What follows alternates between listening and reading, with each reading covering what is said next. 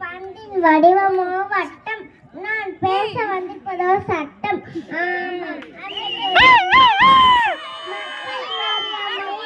மூட நம்பிக்கையும் அவர்கள் மனதிலிருந்து வேறறுக்கவே மீது போராடினாரே.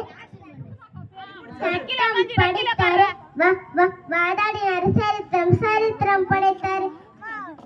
மக்களுக்கான விடியலை தந்தாரு. ஆனால் அம்பேத்கரை சட்ட போராளி, சட்ட அறிவாளி. ஆனால் அம்பேத்கரின் வழி நடப்பும் சரித்திரம் படைப்போம். ஜெய்பீம்.